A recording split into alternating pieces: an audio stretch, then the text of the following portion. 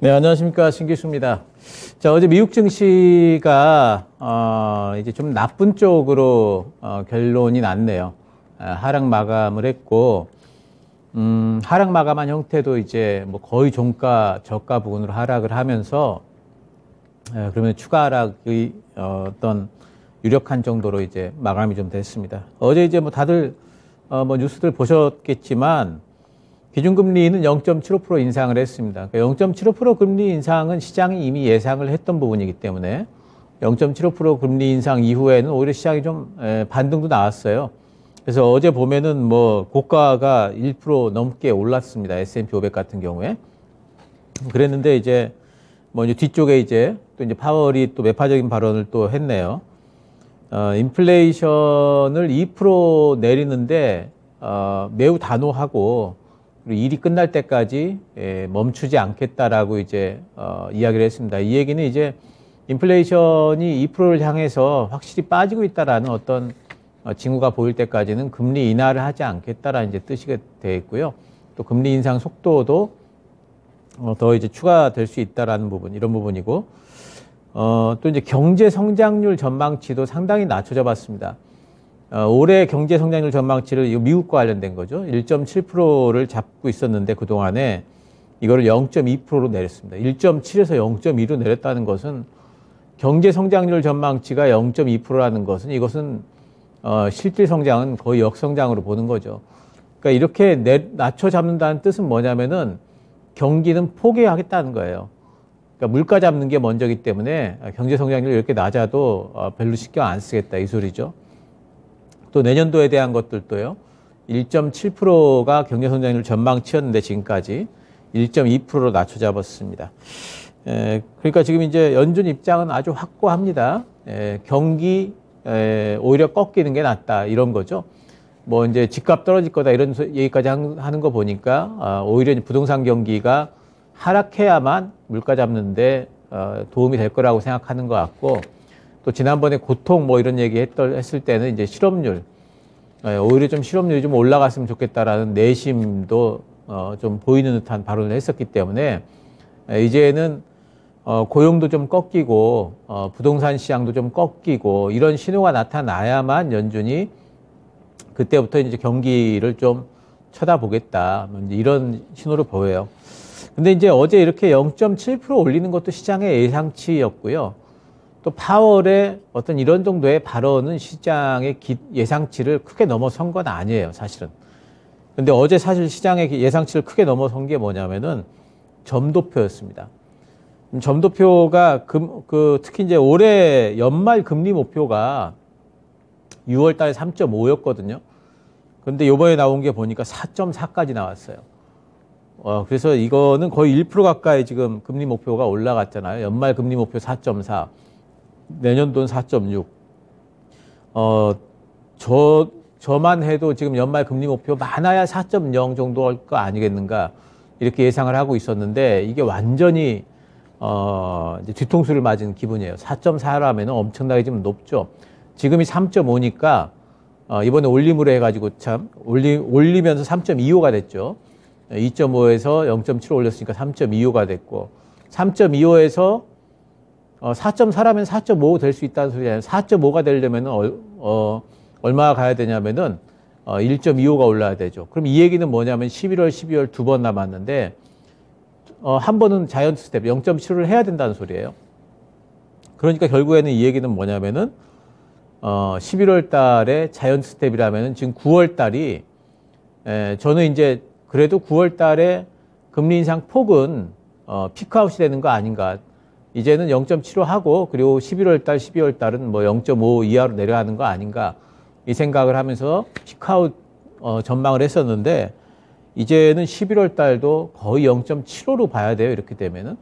이제는 피크아웃이 아직 아니다라고 봐야 되겠죠. 그렇기 때문에 이렇다면은 지금 이제, 10월 달, 11월 달, 적어도 11월 달까지는 증시가 상당히 좀 난이도 있는 시장이 계속 전개될 걸로 봐야 됩니다. 만약에 9월 달이 피크아웃이었다면은 증시가 반등이 이제 거의 나온다 이렇게 말씀드릴 수 있지만, 그게 아니고 11월 달에도 거의 자이언트 스텝이 예상이 된다면은 증시는 이제 경기지표 하나하나마다 전부 다 체크를 하고 가려고 할 거고요. 특히나 어제는 이제 뭐 주택경기까지 이야기를 했기 때문에 고용 일주일에 한 번씩 실업률 발표되죠. 또 뭐 중간중간에 CPI, PPI 발표되고 또 뭐 주택 건설 지수 같은 것도 발표될 때마다 시장은 거기에 대해서 계속해가지고 민감하게 반응들을 할 거기 때문에 꽤 난이도가 높은 시장일 거를 이제 예상을 좀 할 수밖에 없습니다. 4분기에도. 또 어제 같은 경우에는 이제 금리가 또 이제 이렇게 올라간 것도 있지만, 연말 금리 목표가 올랐기 때문에 달러 인덱스가 그동안 좀, 갈까 말까 하다가, 이렇게 보시면은 달러 인덱스가 어제 장중에는 고점을 돌파를 했었고요. 지금 110.7에서 마감이 됐습니다. 그 달러 인덱스도 이제 조금 더 올라갈 가능성이 있죠. 계속해가지고. 그 얘기는 뭐냐면 원달러 환율도 고점을 돌파할 가능성이 있다. 이렇게 봐야 되겠습니다. 수급상으로도 상당히 좀 난항이 좀 예상이 좀 되죠. 외국인들 수급이.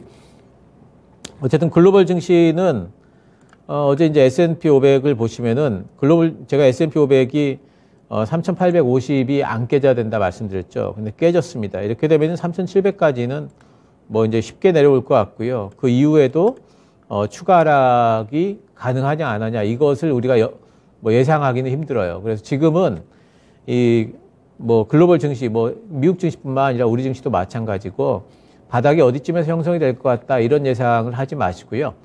지금은 바닥 신호가 나올 때까지 기다리는 게 좋습니다. 그래서 지금은